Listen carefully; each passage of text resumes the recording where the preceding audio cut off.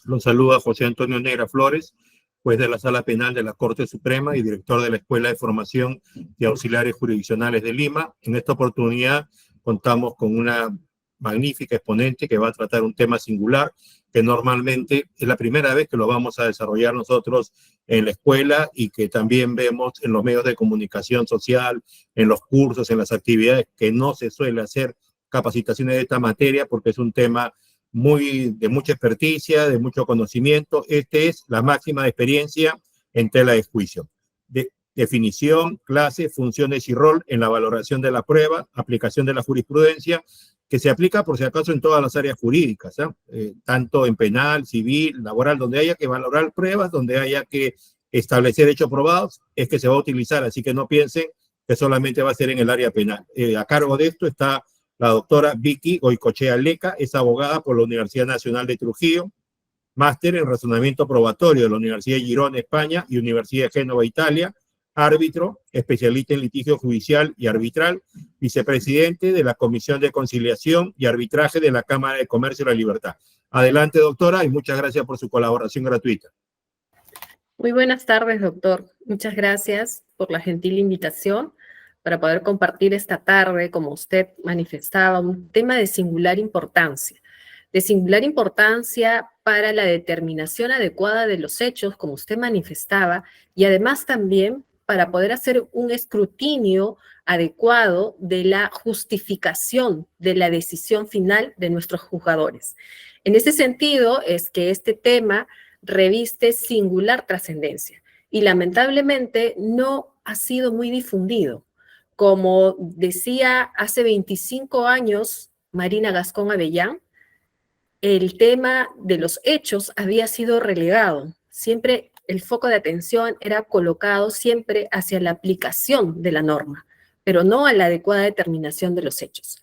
A lo largo de estos años ya ha volteado la mirada hacia la determinación de los hechos, pero dentro de este tema también se encuentran algunos tópicos pendientes de mayor desarrollo, y alguno de ellos es el tema al que nos abocaremos el día de hoy, denominado las máximas de experiencia.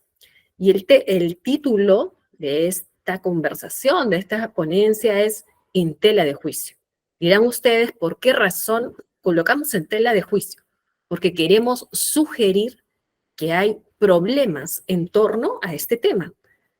Y esos problemas los vamos a discutir esta tarde y vamos a intentar, de alguna manera, entregarles ciertas herramientas que les permitan, en primer término, conocer sobre las máximas de experiencia, como el doctor Neira lo había anunciado. Vamos a poder conocer un poquito también sobre su estructura, qué clases existen y, lo más importante, el rol que desempeñan en el razonamiento probatorio, en la valoración de los hechos. ¿No es cierto? En la valoración de las pruebas que nos van a permitir determinar los hechos. Y finalmente, su incidencia singular para la toma de decisión y, por supuesto, su incidencia en la disminución de los errores en la toma de decisión final. En ese sentido, no me queda más que pedirles que me acompañen esta tarde para poder transitar por este tema que sin duda es un poquito denso. No es tan fácil, digamos, que comprenderlo desde el inicio, pero vamos a poner nuestro máximo esfuerzo para tratar de presentarlo de manera didáctica, de tal manera que ustedes puedan aprender de lo que se trata y además ponerlo en práctica, que eso es lo más importante, que eso es lo que buscamos, ¿no es cierto?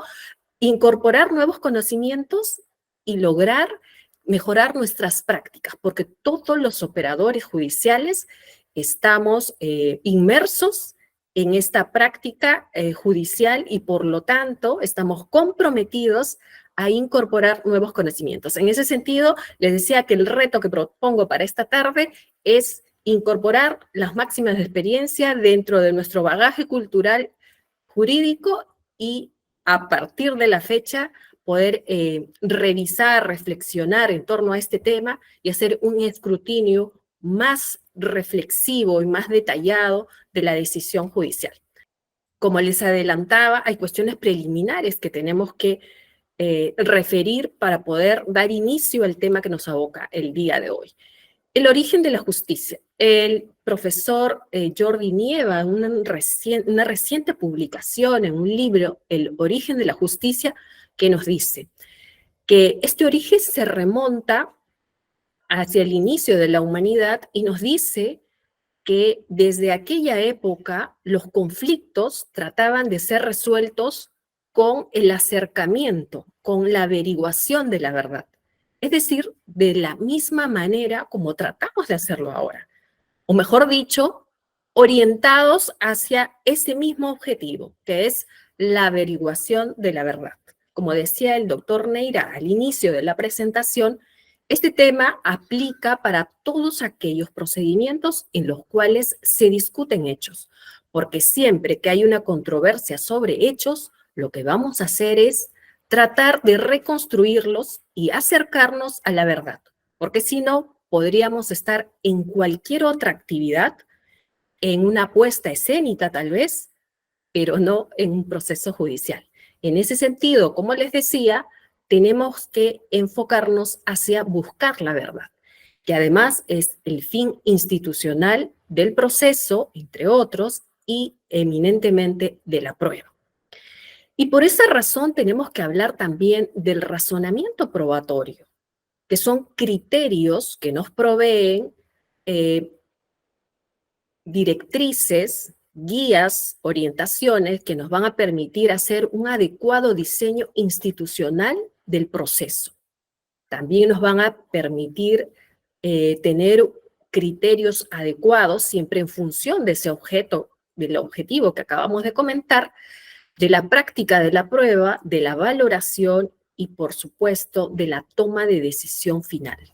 Y además del control de esa decisión a través de la motivación de las decisiones judiciales, que es un derecho que forma parte del contenido esencial del derecho fundamental al debido proceso, como todos ustedes conocen. En ese sentido, es importante recordar que la actividad probatoria tiene tres grandes momentos. Como el profesor Ferrer nos decía, la conformación de un acervo probatorio, es decir, de todos aquellos elementos que nos van a proveer información, que van a ingresar al proceso y que, por supuesto, tienen que estar relacionados, vinculados con el objeto de la controversia. Dentro de este momento tenemos a la admisión de la prueba y a la práctica de la prueba. En el segundo momento, en el segundo gran momento, tenemos a la valoración de la prueba, que es la actividad realizada por nuestros juzgadores, que va a ser a partir de la información de calidad que ingresa al proceso y que en cuanto más fiable sea, va a aportar mayores elementos que van a permitir tomar mejores decisiones, por cuanto se van a poder corroborar los hechos que cada parte está esgrimiendo en sus posturas y además va a permitir corroborar las hipótesis en conflicto. Y ahí hacemos una pausa para poner el dedo en las máximas de experiencia. ¿Y por qué razón? Porque son una herramienta que se utiliza en la valoración de la prueba. Sin duda también vamos a poder apreciar más adelante que también las máximas de experiencias las utilizamos en la vida diaria, solo que no hemos reparado en ellos. Lo vamos a ver un poquito más adelante, pero lo resaltaba como actividad esencial dentro de la valoración de la prueba. Y además, la tercera gran etapa del proceso, que es ya la toma de la decisión. Y como les había anunciado hace un momento, que esa toma de decisión, como evidentemente cualquier actividad humana, está sujeta al error. Y en tal sentido, si podemos agenciarnos de ciertos conocimientos como el que ahora estamos abordando, vamos a orientarnos a disminuir de alguna manera en el error. Hay una máxima epistemológica que nos dice el profesor Ferrer: cuanto más completa y fiable sea la información sobre los conflictos, sobre los hechos, mayor será la probabilidad de acierto en la decisión. Qué importante, ¿no? Tener un acervo rico y fiable, pero no podemos perder de vista que sin perjuicio de cumplir con esta importante tarea, podríamos no lograr una decisión acertada si es que no se utilizan de manera adecuada ciertas herramientas como las máximas de experiencia. En ese sentido, les había anunciado preliminarmente que tenemos ciertos problemas en torno a este tema.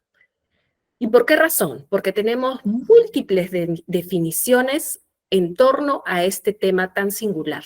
Y además porque se ha dado muy poca atención a este asunto y además porque no se ha reparado precisamente por esta falta de atención en el peligro y el riesgo epistémico que involucran, es decir, el riesgo que puede involucrar a contribuir en el riesgo del error.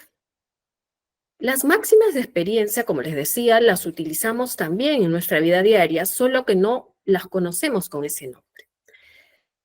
Se le atribuye a Friedrich Stein como el acuñador de este término. Fue este gran filósofo el que acuñó esta terminología y ¿qué nos decía? ¿Cómo la definía? De la siguiente manera.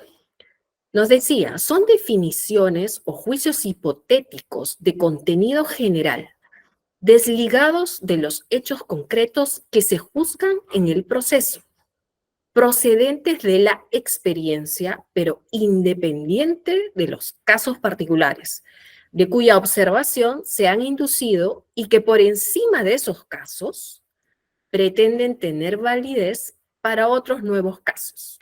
Esta definición, si bien es cierto, puede darnos mayores luces de lo que significa, pero digamos que de primera lectura no podemos captar realmente lo que significa el tema. Es así que voy a intentar hacer una descripción, digamos, de manera más simple, más sencilla, para facilitar la comprensión. Como les decía, las máximas de experiencia son herramientas que se utilizan en la valoración judicial o en la valoración de un juzgador, porque podríamos estar también en un arbitraje y en ese caso quien va a decidir es el árbitro. Y esta herramienta lo que va a permitir es enlazar, engarzar, concatenar las inferencias que realiza el juzgador sobre los hechos a partir de la información que ha ingresado al proceso. Por eso es que hacíamos referencia al acervo probatorio rico y fiable. Cuando ingresa esa información al proceso a través de los medios de prueba, ¿qué es lo que va a suceder? Se van a construir inferencias sobre los hechos. Es decir, vamos a concluir si estos hechos son verdaderos o no son verdaderos. Y a partir de esas inferencias vamos a dar un gran salto, que es el que permite dar las máximas de la experiencia. Ese gran salto es pasar de las conclusiones sobre los hechos a partir de la información de los medios probatorios hacia la corroboración de las hipótesis. Por eso es que hacíamos esta figura. Es el gran salto, es el gran puente, es el enlace. Otros autores lo denominan como es el pegamento, que nos permite pasar de A hacia B. Por eso es que le decíamos es una herramienta. Pero esta herramienta tiene que ser epistémica, es decir, una herramienta que nos aporte conocimiento. Conocimiento, en este caso, sobre los hechos ocurridos en la realidad, porque siempre lo que vamos a buscar, como ya lo habíamos indicado, es acercarnos hacia la averiguación de la verdad como correspondencia con la realidad. En ese sentido, existen hasta la fecha distintas denominaciones que se le otorgan a las máximas de experiencia. Se las asimila como conocimiento privativo del juez. También se le denomina cultura del juez, sentido común, información colectiva, reglas de la vida, o también en inglés, stock of knowledge. Pero ¿por qué razón podemos ver que hay siempre que está referida a la experiencia, a la vida, a la información colectiva. Porque como les había dicho, para dar este gran salto de pasar de la información de los hechos a través de los medios probatorios a la corroboración de las hipótesis, lo que vamos a utilizar son estas herramientas que lo que nos permiten es hacer una corroboración a partir de información que nosotros extraemos del mundo. Pero esa información no está en discusión en el proceso judicial, porque en el proceso judicial estamos discutiendo determinados hechos. Pero la información del mundo nos va a servir para determinar si es que las hipótesis planteadas que están en pugna, que están en conflicto, cuál de ellas es verdadera y cuál de ellas es falsa. ¿Y cómo vamos a dar ese gran paso? Ese gran paso, como les decía, lo vamos a poder lograr cuando utilizamos una máxima de experiencia que nos permita, que nos provea información sobre el mundo, información sobre la realidad. Pero muchas veces, lamentablemente, a veces vamos a apreciar, o en algunos casos también hemos podido utilizar, máximas de experiencia que tienen dudosa justificación. Es decir, máximas de experiencias que su soporte o su sustento no sería sólido y por lo tanto no nos aportaría calidad para poder lograr llegar a ser y dar ese gran salto a la corroboración de las hipótesis. En ese sentido, hay una nueva propuesta reciente de una denominación de máximas de experiencia.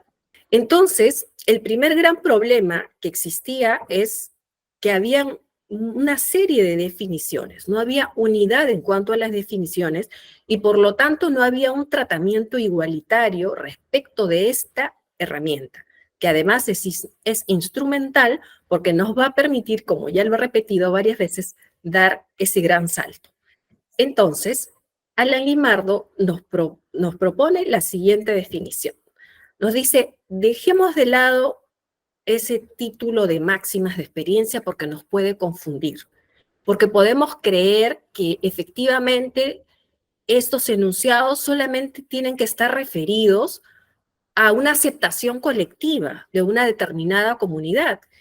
Y vale decir, no siempre el consenso colectivo, ¿no es cierto?, puede tener validez. Podría ser que una determinada comunidad tenga una creencia, pero que esa creencia se oponga, por ejemplo, a un conocimiento científico. En ese sentido, podría ser que hay aceptación social sobre una determinada máxima de experiencia, pero si analizamos su validez, vamos a determinar que no está suficientemente garantizada, no está suficientemente apoyada en un conocimiento como el científico, por ejemplo, que nos permitiría arribar a conclusiones sobre la corroboración de las hipótesis con ciertas consensos con elevada probabilidad. En ese sentido, les decía, ¿qué nos propone Limardo? Nos dice, mejor hay que denominarlas de la siguiente manera, como enunciados que se denominan generalizaciones empíricas en virtud de que son productos del ejercicio de generalizar, es decir, identificar a algo como integrante de una clase o grupo y a su vez buscan describir e informar acerca del mundo, explicándolo de manera adecuada. Como les había anticipado, las máximas de experiencia o estas generalizaciones empíricas lo que buscan es explicar lo que ocurre en la realidad. Buscan explicarnos lo que ocurre en el mundo. Y a partir de esa explicación, lo que buscan es enlazar la conclusión que nosotros tenemos en nuestro proceso sobre la información de los medios probatorios, determinar si pasamos o no a determinar que las hipótesis están o no corroboradas. Por ejemplo, vamos a lanzar una máxima de experiencia. Se dice, los testigos que se contradicen generalmente mienten. Esa es una máxima de experiencia y lo podemos ver en algunas sentencias judiciales, ¿no es cierto? Entonces, ahí vamos a poder apreciar cuál es la estructura de una máxima de experiencia. Pero hago acá un paréntesis para anticiparles que esa máxima de experiencia que les acabo de mencionar puede cumplir con la estructura que vamos a ver a continuación, pero no necesariamente su contenido es válido. Más adelante vamos a poder descubrir si ese contenido es válido o no con apoyo de la ciencia. Entonces, vamos a poder ver la estructura. Como les decía, esta herramienta que nos va a transmitir información sobre el mundo, sobre la realidad y que nos va a ayudar para poder enlazar las inferencias sobre los hechos y determinar si la hipótesis es o no verdadera, tiene una estructura. Es decir, tiene un antecedente y tiene un consecuente. También se le conoce como enunciado condicional. ¿Por qué? Porque está, como su nombre lo indica, condicionado a algo. Con el ejemplo que les había propuesto, los testigos que se contradicen generalmente mienten. Los testigos conforman la clase o grupo del que estamos hablando. El consecuente es una propiedad, una característica, un atributo de esa clase. Y entre el antecedente y el consecuente tiene que haber una ligazón, una relación entre antecedente y consecuente. Es decir, tenemos que verificar si efectivamente se cumple esa conexión entre ambos. Y a partir de esa verificación vamos a poder dar el gran salto del que les había hablado en varias oportunidades. Entonces, es importante identificar, como ya les había mencionado, cuál es el antecedente y cuál es el consecuente en una máxima experiencia para identificar cómo está construida. ¿Y por qué razón? Porque no necesariamente cuando nosotros leemos una sentencia u otra resolución o un auto en el que se decida sobre alguna cuestión intermedia en el proceso judicial, vamos a apreciar que esté propuesta de la manera como la estoy señalando. Es decir, no necesariamente la vamos a poder identificar tan fácilmente como el antecedente aquí, el consecuente y la conexión. Pero si nosotros conocemos cuál es la estructura, la vamos a poder identificar así esté redactada de manera alternada, de manera diferente, de manera inversa. Como les había anunciado en el ejemplo que les propuse, les había dicho que podríamos tener una generalización bien construida, que tenga un antecedente y que tenga un consecuente, y entre ellas haya una conexión. Pero, por ejemplo, como ya les había anunciado, lo que tenemos que, además de verificar la estructura, es cuál es el soporte, porque lo que les había dicho, que la máxima de experiencia o el enunciado empírico, lo que nos permite es dar ese gran salto. Les había ya reiterado que por eso también se le conoce como un puente, ¿no es cierto? Pero para que eso ocurra, lo que tenemos que verificar es cuál es su contenido y si efectivamente podemos asegurar de que ese gran salto nos ofrece garantía. Es decir, si esta generalización es una garantía de que efectivamente estemos dando ese gran paso de probar que se hayan probado determinados hechos y que se hayan corroborado en consecuencia las hipótesis. Por esa razón es importante escudriñar cuál es el sustento de esta máxima. No necesariamente pueden colocarse cuál es el sustento. Sin duda que es preferible que se explicite cuál es el sustento de esta generalización para poder conocer cuál es el contenido y en qué se soporta, cuál es el conocimiento que sirve de sostén a esta generalización. Pero como les decía, no siempre se coloca. Por esa razón es importante conocer que el contenido nos va a permitir determinar cuáles son las clases. Autores como Tarufo, por ejemplo, nos dice, es importante poner el foco de atención en el sustento para determinar, por ejemplo, una generalización podría tener un sustento sólido cuando se trata de un conocimiento científico y se hace referencia a las leyes universales, como por ejemplo, ¿no? Cuando sometemos al calor a un determinado metal, sabemos que efectivamente qué es lo que ocurre, ¿no es cierto?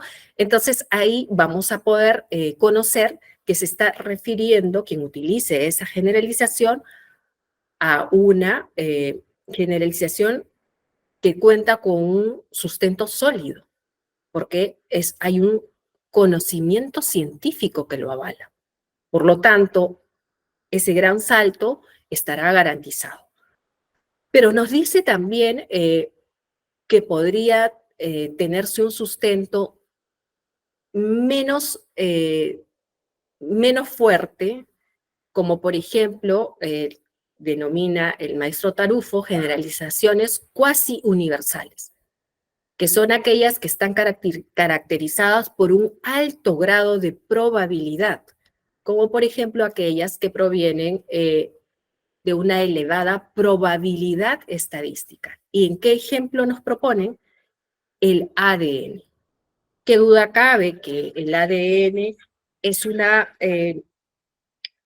gran herramienta con la que contamos hace ya algunos años para poder determinar si efectivamente, ¿no es cierto?, una huella biológica pertenece si estamos dentro de un proceso penal, por ejemplo, al imputado, y en consecuencia podríamos sacar ciertas conclusiones a partir de los resultados de una prueba de ADN. ¿Y qué nos dice como ejemplo? Si dos muestras cualquiera de ADN correctamente extraídas, es decir, siguiendo los protocolos, y analizadas se corresponden, entonces pertenece a la misma fuente biológica. Pero no todo es tan bonito como lo que hemos podido apreciar hasta este momento. No todas las generalizaciones empíricas van a tener una ley universal o un conocimiento científico altamente probable. Vamos a poder ahora ver con mayor facilidad que tenemos lamentablemente generalizaciones empíricas que no son válidas y que tienen un pobre sustento. Y que es más, en ocasiones, señores, van a estar soportadas por una creencia, un prejuicio, un estereotipo, y que por el contrario se oponen al conocimiento científico. En consecuencia, si se utilizan este tipo de generalizaciones para justificar decisiones, lamentablemente estaremos ante una decisión incorrecta. Entonces, les decía que nos vamos para el otro lado de la moneda y vamos a tener generalizaciones incompletas que no se aproximan a la universalidad y que expresan, nos dice, prevalencias estadísticas o tendencias hacia ciertos acontecimientos. Por ejemplo, tenemos aquellas informaciones que nos pueden proveer las estadísticas de los fenómenos atmosféricos, por ejemplo, y que nos dan ciertas probabilidades de la ocurrencia de un determinado hecho. Pero también tenemos las generalizaciones incompletas espurias, con un grado estadístico bajo de probabilidad. Y también, como ya les había adelantado, tenemos las generalizaciones espurias, las que deberíamos desecharlas, desterrarlas, porque no tienen un sustento válido. Como ya les había anunciado, están soportadas en creencias, en mitos, muchas veces, en estereotipos, en sesgos, ¿no? Entonces, hemos tenido ocasión de apreciar que en muchas oportunidades tenemos aún ciertos prejuicios de género, por ejemplo. y se estigmatiza, lamentablemente aún, a las mujeres con ciertas conductas o con ciertos roles. Y si utilizamos una generalización con este tipo de información que no tiene sustento válido y que por el contrario, como les había mencionado, puede estar soportada en un prejuicio, que es una idea preconcebida sobre algo y que no nos permite diferenciar y reflexionar si efectivamente lo que estoy afirmando tiene un sustento y simplemente lo utilizamos como un mantra sagrado, estaremos incurriendo en error. Más adelante, cuando hablemos sobre jurisprudencia, vamos a poder ver un caso que ha generado comentarios en toda Iberoamérica respecto a la utilización de máximas de experiencia sustentadas en prejuicios de género. Un poquito más adelante lo vamos a poder ver, pero lo anuncio para poder correlacionarlo con esta parte. Y como ya les había anunciado desde el inicio de nuestra conversación, las máximas de experiencia, como se las conoce ampliamente, o los enunciados empíricos, tienen una función trascendental, señoras y señores. Lamentablemente, como les había dicho, por la poca atención que se ha puesto en ese tema, es que no hemos reparado en ese rol fundamental. Y como les había dicho, ¿cuál es su función? Es el enlace. Es este enlace que nos permite unir a las inferencias que se hacen sobre los hechos. Y este enlace nos va a permitir desencadenar en una conclusión. En esa conclusión que vamos a llegar después de dar ese gran salto y vamos a poder arribar a la corroboración de las hipótesis. Entonces, por esa razón les decía, es muy importante de ahora en adelante poner nuestra atención en las generalizaciones. Y esta es una imagen, porque a veces dicen que las imágenes quedan mejor que las palabras, entonces ahí tenemos una imagen que refleja el rol de las generalizaciones empíricas, como ya les había dicho, que nos sirven de puente, de enlace, de pegamento, y ahí tenemos una imagen de un puente para recordarla en todo momento. Y ya también lo había anunciado hace un momento y les había dicho que hay banderitas rojas que deberíamos levantar por el uso inadecuado de las generalizaciones debido a la poca atención y a la falta de información sobre este tema. Y es que el riesgo, como lo dije al inicio de esta presentación, es que si no las utilizamos adecuadamente, si estas herramientas no las utilizamos de la manera correcta, lo que van a generarnos es un gran riesgo porque van a incrementar el riesgo, a su vez, del error. Es decir, van a incrementar probablemente el error en la toma de decisión. Por esa razón, es importantísimo que podamos hacer el control en la utilización de estas generalizaciones empíricas para intentar reducir esos riesgos. ¿Y cómo hacemos ese control? Lo podemos hacer desde diferentes ángulos en los que nos encontremos. Como les había anunciado, todos los operadores jurídicos utilizamos generalizaciones empíricas, todos, pero a veces no nos damos cuenta. Es así que los demandados, los demandantes, utilizan en su argumentación máximas de experiencia. Y el juzgador también, evidentemente, las va a utilizar al momento de valorar la prueba. Y, por supuesto, en su deber de motivación, al explicitar las razones que le permiten determinar la falsedad o verdad sobre los determinados hechos, es que tiene que plasmarse en la justificación, que va a ser la que nos va a permitir revisar, escudriñar, y a partir de ese ejercicio reflexivo y de control, vamos a poder determinar si la decisión tomada por nuestros juzgadores es acertada o no. Y en consecuencia, si es que estamos en desacuerdo, porque, por ejemplo, identificamos que utilizaron una máxima de experiencia espuria, lo que vamos a hacer es recurrir, sin duda. Vamos a apelar, ¿no es cierto?, para que el superior jerárquico pueda revisar esa motivación que nosotros consideramos inadecuada y pueda, en consecuencia, enmendarla y revocarla.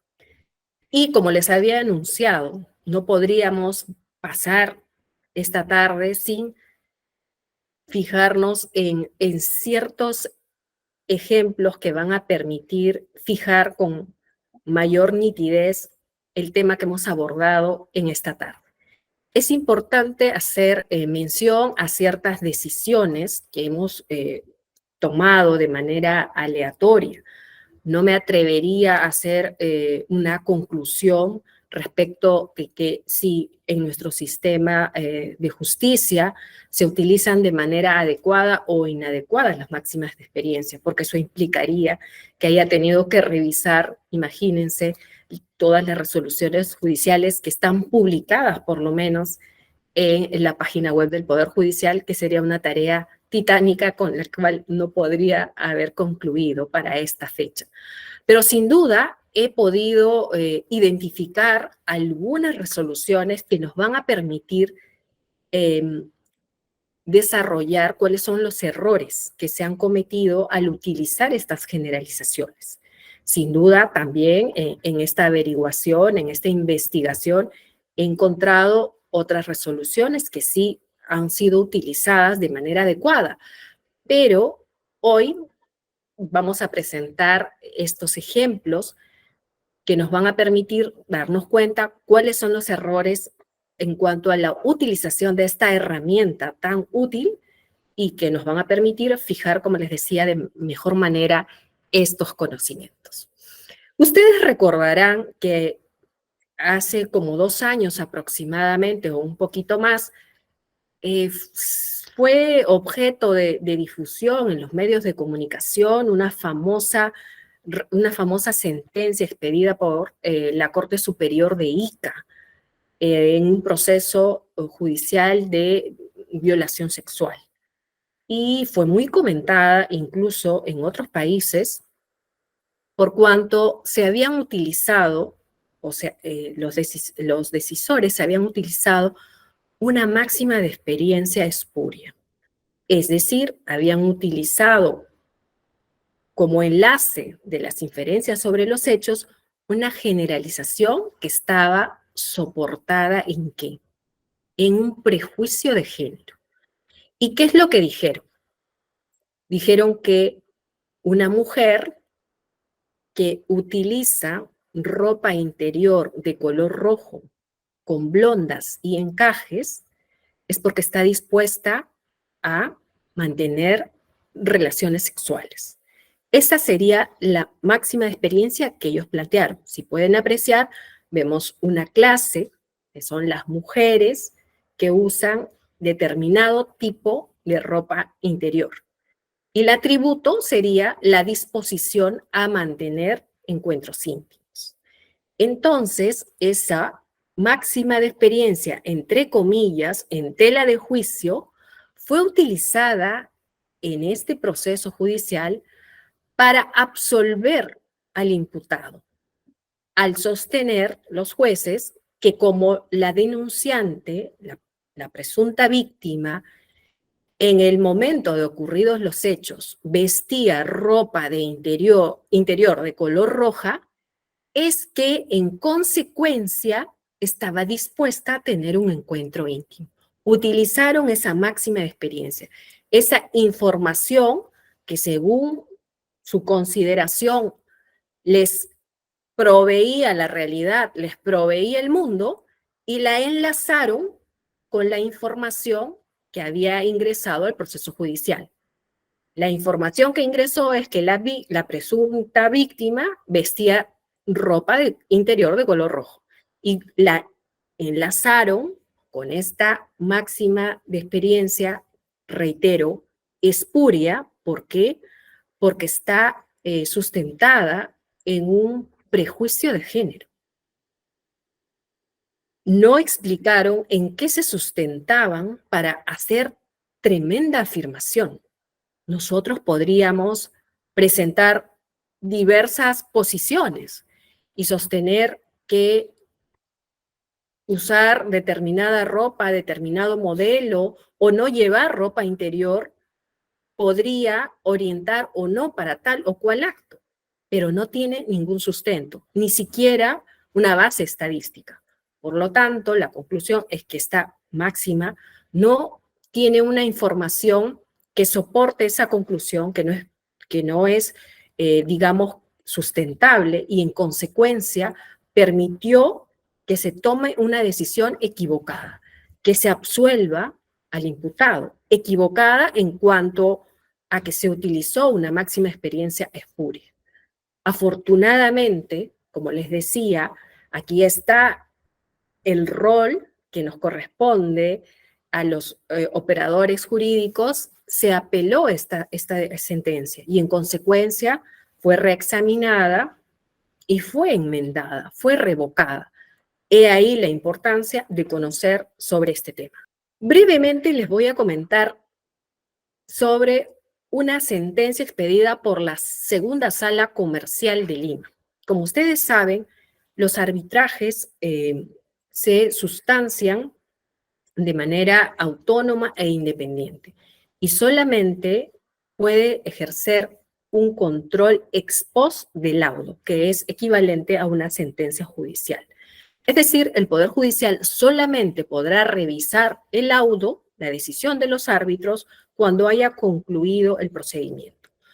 Y en consecuencia, solamente podrá hacer esa revisión de acuerdo a ciertos parámetros que ha establecido la ley de arbitraje.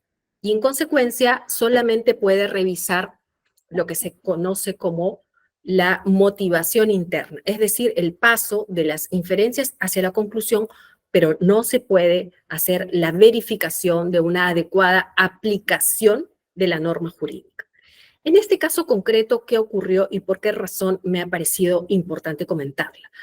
Porque en el arbitraje es muy importante, más que en un proceso judicial, aún poner el foco de atención en la imparcialidad e independencia de los árbitros. ¿Por qué? Porque lo que les acabo de comentar, no hay controles por los superiores jerárquicos.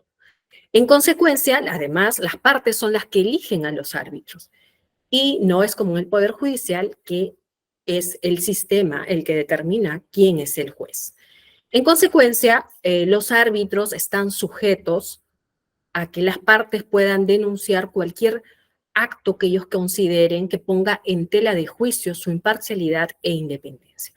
Este es un caso de ellos, hubo una recusación, fue desestimada dentro del arbitraje y en una anulación del laudo, la sala comercial desestimó este recurso de anulación del laudo por cuanto señala algo muy importante. Si bien es cierto, no explicita como una máxima de experiencia, pero ¿qué es lo que dice? Dice, el árbitro fue nombrado de manera residual por la institución pública competente, en este caso por el OCE. Quiere decir que no fue designado por las partes, sino lo designó la entidad nominadora en este caso, lo cual permite siquiera pensar de una relación parte-árbitro que nos lleve a dudar de la imparcialidad del mencionado árbitro.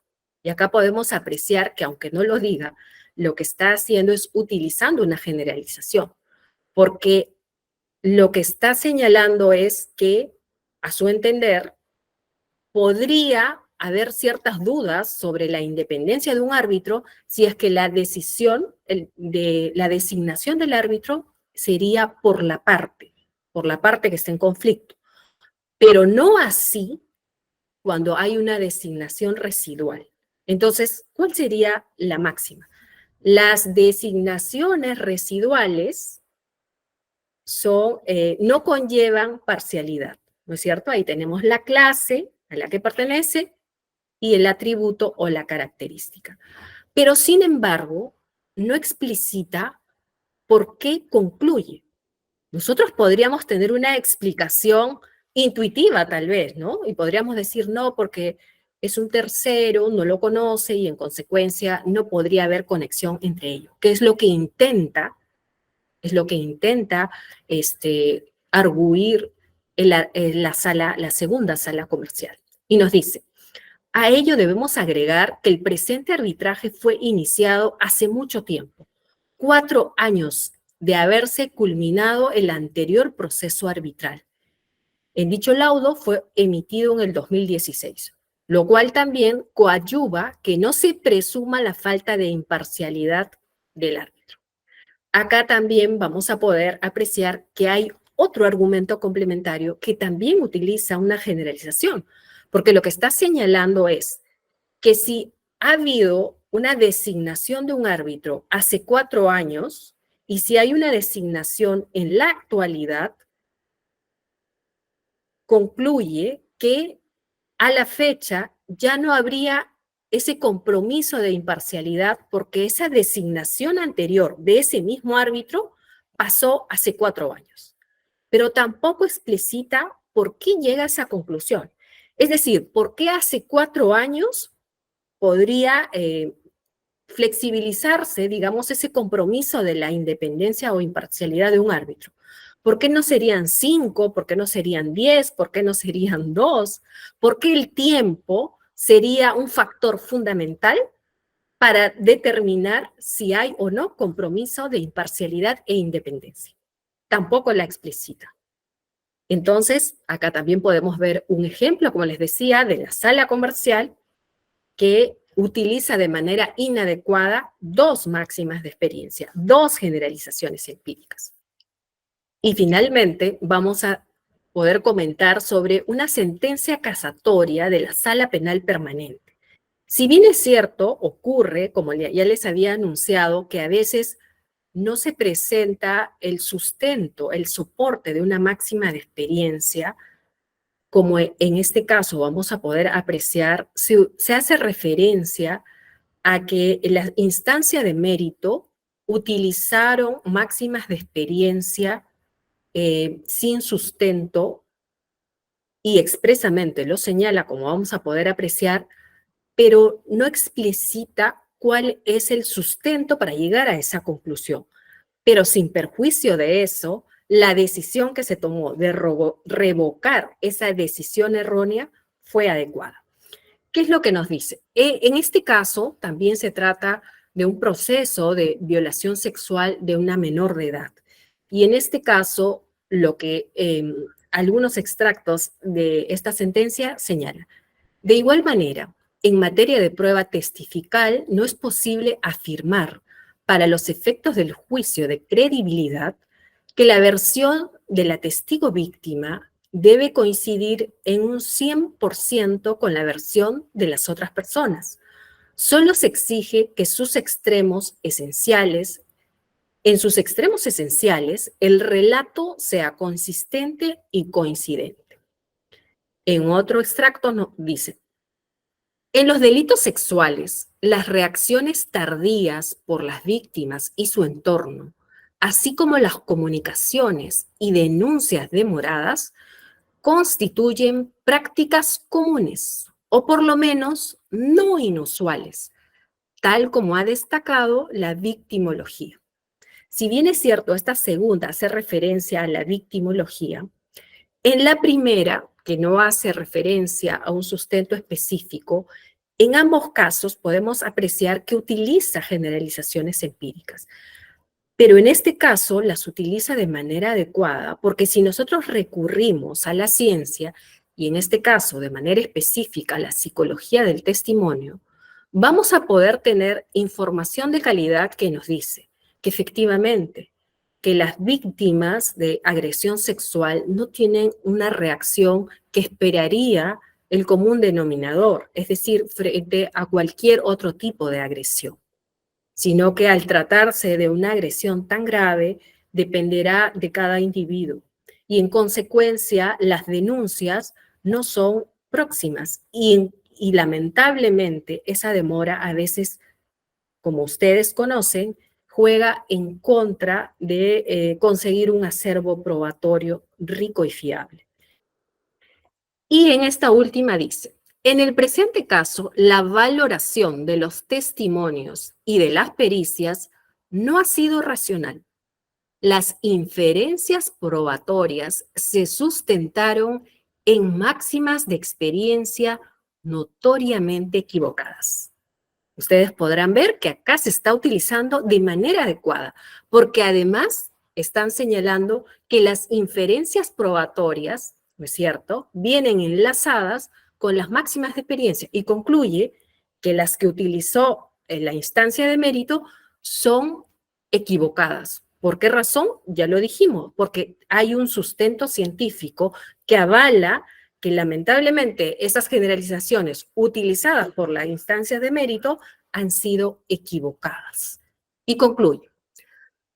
No se supo examinar con rigor el testimonio de una niña de 6 años. Tampoco se atendió a las pautas objetivas para el examen de las corroboraciones periféricas, en especial de los testimonios de referencia y sobre todo de la prueba pericial. El principio de razón suficiente tampoco cumplió. El recurso acusatorio debe estimarse y así se declara. Como podrán apreciar, les decía, no hay un mayor desarrollo respecto del fundamento que permite concluir por qué razón las máximas de experiencia utilizadas fueron equivocadas y son neutralizadas con unas máximas de experiencia que sí tienen un sustento sólido, que sí tienen un sustento avalado por la psicología del testimonio. Acá no se explicita de manera detallada, pero como les decía, la decisión final es acorde, es racional. Y en ese sentido, estamos frente a una decisión que va a permitir un nuevo juicio oral y en consecuencia esperemos una mejor decisión. Finalmente, referirles que al principio había utilizado un ejemplo de los testigos, ¿no? Los testigos que se contradicen generalmente mienten y les había enunciado que es una máxima de experiencia espuria. ¿Y por qué? Porque la psicología del testimonio ya nos ha informado que la mentira es la distorsión deliberada del recuerdo. En consecuencia, los testigos que mienten son aquellos que conocen perfectamente que su declaración no coincide con lo que guardan en su recuerdo. Y por esa razón estamos frente a la mentira. Ahora, cuando los testigos se contradicen, la psicología del testimonio nos dice que es normal, que las contradicciones son normales, es parte de nuestra memoria imperfecta, porque lamentablemente para guardar los recuerdos intervienen una serie de variables y por lo tanto hay ciertas variables internas y externas que intervienen en la conservación de la huella de la memoria, es decir, cuando recogemos un evento del cual hemos percibido y que al momento de recuperarlo va a pasar mucho tiempo probablemente, han existido nuevas experiencias, hemos tenido información de diferente tipo, de personas cercanas, de los mismos abogados, y que van a poder malear esa información con o sin intención. En tal sentido, pueden haber contradicciones porque más adelante con esa nueva información se pueda generar ciertas confusiones para el testigo. En consecuencia, esa máxima de experiencia que establece que los testigos que se contradicen generalmente mienten, no necesariamente tienen un aval científico, como les acabo de comentar, porque ya la ciencia nos dice que nosotros no grabamos como una cámara de video y en consecuencia cuando recordamos lo que hacemos es reconstruir y no reproducir. En consecuencia, es importante tener, como les decía, muy presente esta herramienta que sobre la que hemos conversado el día de hoy, tener presente que es fundamental en el razonamiento judicial, pero también en el razonamiento de cada uno de los operadores jurídicos, y a partir de la fecha los exhorto para prestar mayor atención al momento de que fundamentamos nuestras posturas, también exhortar a nuestros jueces a utilizarlas con mayor detenimiento y explicitar el fundamento de las generalizaciones que utilizan y también a los abogados hacer el control adecuado a partir de la motivación que nos presenten las decisiones, las sentencias, y a partir de ellas, si encontramos una estructura deficiente de una generalización o advertimos que carece de sustento adecuado, podamos ejercer nuestro derecho a la doble instancia y recurrir. En consecuencia, estimados y estimadas, eso es todo lo que tenía para comentarles el día de hoy y espero poder reunirnos en una próxima oportunidad, reiterándole mi agradecimiento al doctor José Neira por esta invitación. Muchas gracias. Muchas gracias a usted, doctora. Maravillosa conferencia. Estoy escuchando, sino que ahorita estoy con la cámara apagada por otro tema. ¿Ya? Con Kenia te van a manejar las preguntas. Kenia. Bien, entonces a continuación invitamos a los asistentes a hacer las preguntas. El chat estaba activado. O en todo caso, encenderlo su audio.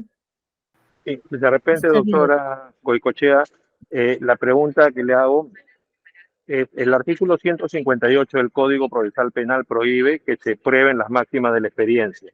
Y con todas las críticas que usted ha hecho al tema de las máximas de la experiencia, ¿qué cosa es lo que cree que tendríamos que hacer en los casos concretos? ¿No? Porque no solamente para el tema, sí, para la apelación sería para la motivación de las sentencias o también disposiciones de los fiscales, ¿no? O requerimientos acusatorios.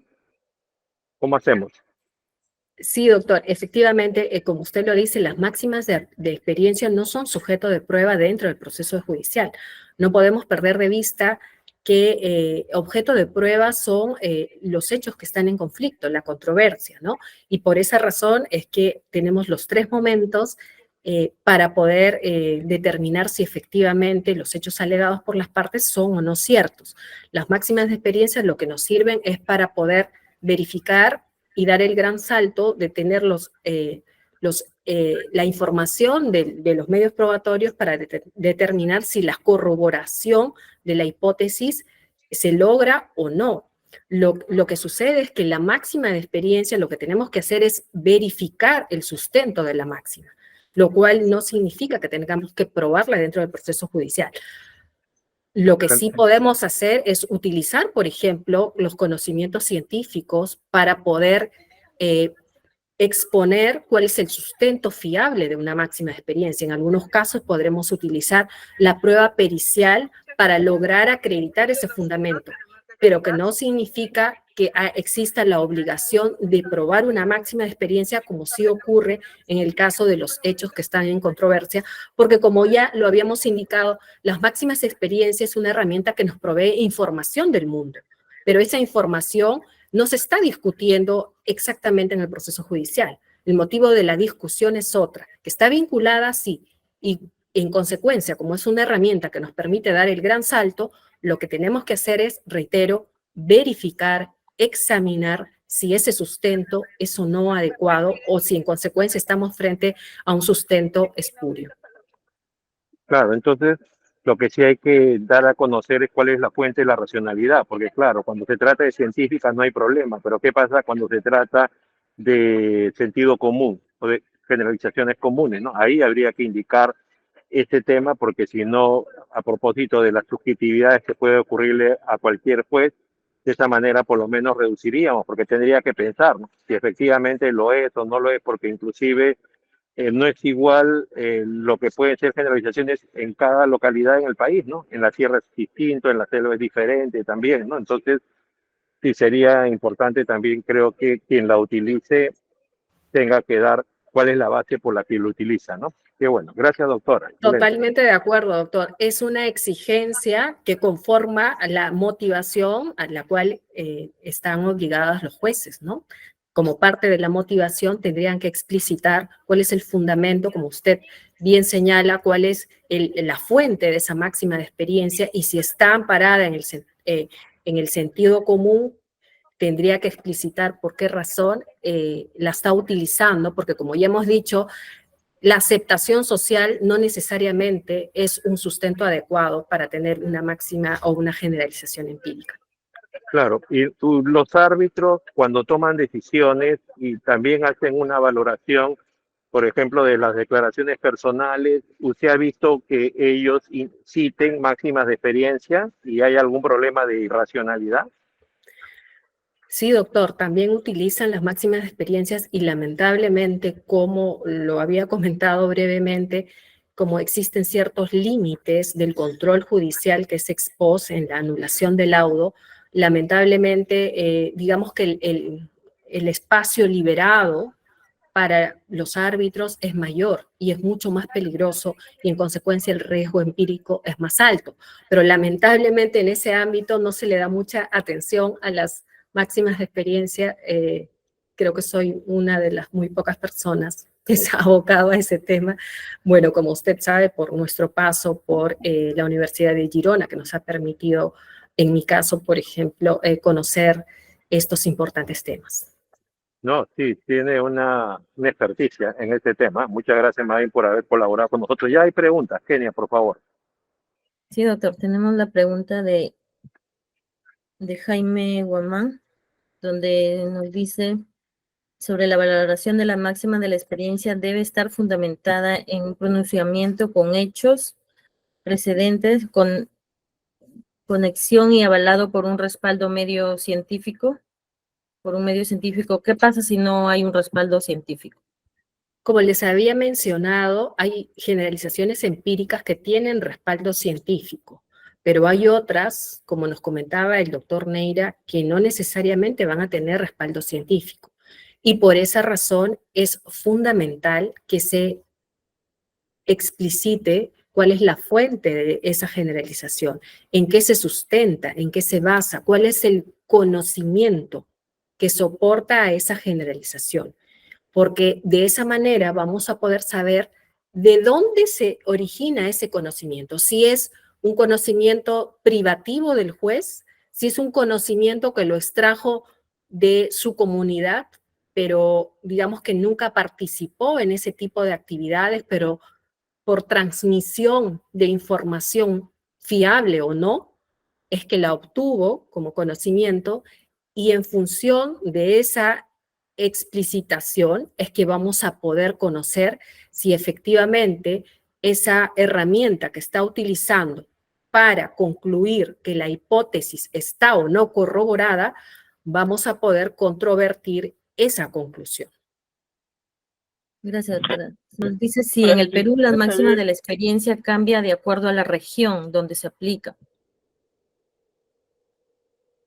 Sí, en efecto, como las máximas de experiencia es el nombre más difundido, hace alusión a la experiencia, se tiene la idea de que existe, que el único sustento tendría que ser la experiencia, es decir, de las personas de una determinada comunidad, el sentido común.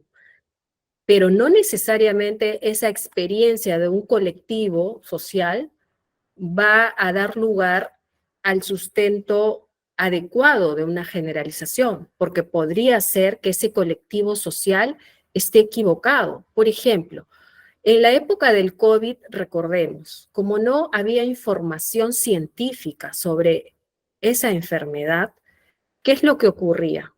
Salieron muchas personas a traer información que intentaba buscar una solución. Por ejemplo, habían personas que decían que el cloro, ¿no es cierto? Que el cloro servía para curar el COVID. ¿Y en qué estaban amparados? En ningún conocimiento científico. Simplemente hacían referencia a que familiares o conocidos suyos se habían curado al utilizar esa sustancia, pero no hubo un conocimiento científico. Hay personas también que se dejaron llevar por esa información no confirmada y que utilizaron ese producto y lamentablemente tuvieron graves consecuencias. En ese sentido, les decía, una determinada comunidad pudo creer que el cloro sí sí servía como medicamento para el COVID y pudo utilizarla, pero no necesariamente lo que crea, lo que considere un grupo social va a tener la fuerza vinculante de un sustento sólido, de un sustento válido, porque eso va a depender de la información que sea el sustento, el soporte de esa generalización. Y por esa razón es que es muy importante conocer cuál es el sustento. Como usted bien decía, determinadas regiones tienen ciertas creencias, ¿no es cierto? Por ejemplo, hay ciertas regiones que tienen, que recurren a la medicina tradicional, a la medicina con hierbas, ¿no es cierto? En algunos casos podrá tener un sustento que lo avale, pero en otros casos no necesariamente. Para poder hacer esa discriminación es que reviste vital importancia conocer cuál es el sustento. Por ejemplo, se utiliza una máxima de experiencia que dice, estaba con fiebre, el enfermo, por ejemplo, estaba con fiebre y le suministró tal preparado de hierbas y tal, y como consecuencia de ello, por ejemplo, tuvo una enfermedad mucho más grave. Entonces, habrá que conocer cuál fue el sustento para utilizar esa información, de dónde la sacó, es decir, su experiencia, hasta dónde llegó, a cuántas personas curó con ese tipo de preparados, o es que lo utilizó con una persona y consideró que efectivamente tuvo un impacto positivo, porque si no lo, digamos, si no utilizó un experimento en una muestra determinada de un número de personas que permita concluir que efectivamente esa muestra representa una muestra válida que permita concluir de que va a ser un medicamento válido como el que utilizan las farmacéuticas, entonces ahí estaremos frente a una generalización adecuada, pero si no tenemos la explicación de cómo se ha obtenido y simplemente la utilizamos de manera enunciada, vamos a tener ahí un grave defecto, el cual no vamos a poder, que no nos va a permitir discernir con precisión en qué se estaría sustentando y por qué razón la está utilizando. Bien, doctora, muchas gracias por su brillante ponencia. Damos por terminado este magnífico evento académico. En nombre del doctor José Antonio Neira, agradecemos la colaboración a IFA Jalima. Muchas gracias, doctora, por su participación. Muchas gracias a ustedes por la gentil invitación y, como les decía, muy contenta de haber compartido con ustedes esta tarde y espero que podamos encontrarnos en una siguiente oportunidad. Muchas gracias.